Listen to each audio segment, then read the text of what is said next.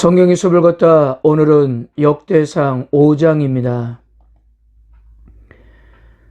한 인간의 성공과 실패의 원인을 항상 합리적으로 설명할 수는 없습니다. 모두가 인생의 성공을 위해서 노력함에도 불구하고 어떤 사람은 성공하지만 어떤 사람은 실패하고 넘어지기 때문입니다. 그리고 안타깝지만 노력하는 모든 사람들이 항상 성공하는 것도 아니에요. 이러한 현실은 한 사회의 갈등과 혼란을 결정적인 원인이 되기도 하는 것입니다. 그럼에도 불구하고 잠언은 지혜로운 사람과 어리석은 사람들에게는 어떤 분명한 삶의 원칙이 존재한다고 말씀합니다. 지혜로운 사람들은 평소에 정직과 성실과 진실의 삶을 보이는 반면 어리석은 사람들은 악행과 불의와 불신의 모습을 가지고 살아갑니다. 정직한 자의 성실은 자기를 인도하거니와 사악한 자의 배역은 자기를 망하게 하느니라. 잠언이 교훈하는 이러한 성공과 실패의 원인은 야곱의 아들들의 족보에도 동일하게 적용되고 있습니다. 오늘 역대상 5장에서는 루벤 지파와 갓 지파와 므낫세 반 지파를 소개하는데요. 야곱의 아들들의 연령 순서가 아니라 지리적인 위치에 따라 소개하고 있는 것 같습니다. 이 두 지파 반은 모두 요단강 동편에 정착하였기 때문입니다. 그러니까 루벤을 소개할 때 같은 지역에 정착했던 지파들도 함께 소개하고 있는 것입니다. 1절과 2절입니다. 이스라엘의 장자 루벤의 아들들은 이러하니라. 루벤은 장자라도 그의 아버지의 침상을 더럽혔으므로 장자의 명분이 이스라엘 아들 요셉의 자손에게로 돌아가서 족보에서 장자의 명분대로 기록되지 못하였느니라. 유다는 형제보다 뛰어나고 주권자가 유다에게서 났으나 장자의 명분은 요셉에게 있느니라.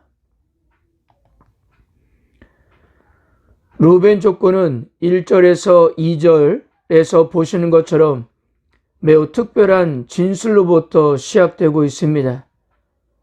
이스라엘, 즉 야곱의 장자는 분명 루벤이었지만 근데 장자였던 루벤의 족보를 유다 지파와 시몬 지파 뒤에 세 번째로 소개되고 있는지에 대한 이유를 먼저 밝히고 있기 때문입니다.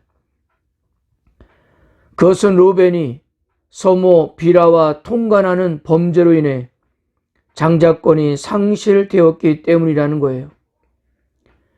그래서 장자의 명분이 요셉에게로 넘어갔기 때문에 장자의 명분대로 기록되지 못했다는 말을 먼저 하고 있는 것입니다. 자, 그런데 1절과 2절에서 역대기 성경기자가 강조하고자 하는 것은 이것입니다. 단순히 루벤의 장자 명분이 요셉에게로 넘어갔다는 이야기를 하고 있는 것이 아니에요. 장자권이 루벤에서 요셉의 자손에게로 넘어갔다 하면서도 실제로는 주권자를 배출한 유다를 12아들의 선두에 세우고 있는 것입니다. 2절에서 주권자는 물어볼 필요 없이 다윗을 말하는 겁니다. 다윗이 유다 지파의 중심 인물이요, 역대기 성경기자의 최고의 관심사예요. 이와 같이 유다가 특별 대접을 받는 것과 대조적으로 루벤은 장자권을 박탈당했을 뿐만 아니라 족보에서도 뒤쪽으로 밀려나 유다와 시몬 다음에 자리하게 되었던 것입니다. 그리고 유다와 비교해 볼 때 요셉 역시 유다의 그늘에 머물러 있는 것입니다. 장자권이 루벤에서 요셉 자손에게로 넘어갔다 말하면서도 곧바로 유다는 형제보다 뛰어나고 주권자가 유다에게서 났으나라고 말함으로써 유다가 실제적인 장자권을 행사하고 있는 것처럼 그렇게 말하고 있는 것입니다. 유다에 비해 요셉이 경시당하고 있는 또 하나의 증거는 요셉의 자손, 즉 에브라임과 므낫세의 자손의 족보가 거의 맨 끝에 위치하고 있기 때문입니다. 그리고 역대기 성경 기자는 역대하에서 우리가 역대상하 서론에서도 제가 여러분들에게 소개한 것처럼 북왕국 이스라엘의 역사를 하나도 기록하지 않고 있다는 사실에도 극명하게 드러나고 있는 것입니다. 이들을 유다의 그늘로 밀어내므로써 유다가 밝은 빛을 받도록 그렇게 조치하고 있는 것입니다. 3절에서 10절까지는 루벤 지파의 족보, 11절에서 17절까지는 갓 지파의 족보, 23절에서 24절까지는 므낫세 반지파의 족보입니다. 이들은 따로 요단강 동편에 거주하고 있었기 때문에 서로 간의 공동체적 유대감이 있었던 것 같습니다. 지리적인 특성상 생존을 위해서 연합을 해야 했던 거예요.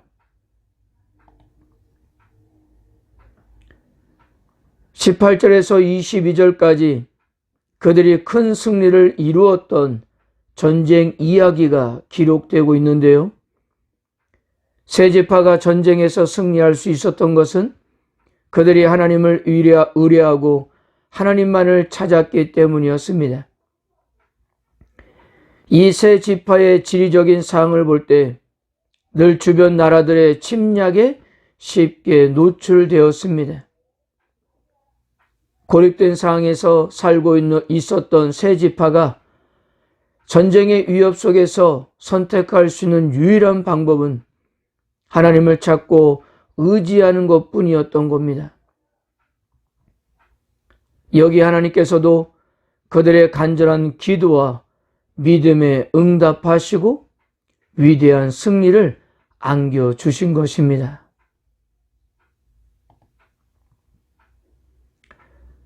그러나 성경 기자는 이들의 비극적인 운명 역시 소개하고 있습니다. 하나님만을 신뢰하면서 도우심으로 큰 승리를 거두었지만 그들이 범죄하여 그들 앞에서 멸하신 그 땅 백성의 신들을 가늠하듯 섬겼기 때문에 하나님은 아수르를 통해 심판하셨던 것입니다. 그들이 오늘까지 거기 있으니라 라는 말씀은 그들이 포로에서 돌아오지 못하고 아수르 바벨론 지역에 영구히 포로로 남아있음을 의미합니다.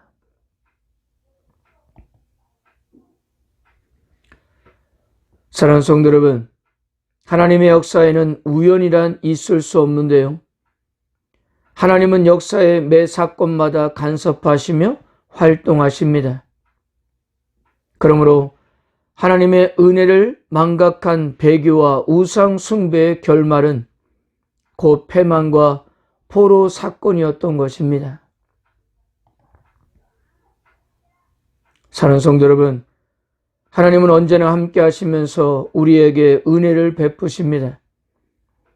언제나 우리들의 부르짖음에 응답하셔요. 지금까지 우리들은 이런 하나님의 도우심과 은혜로 살아온 것이 아니었습니까?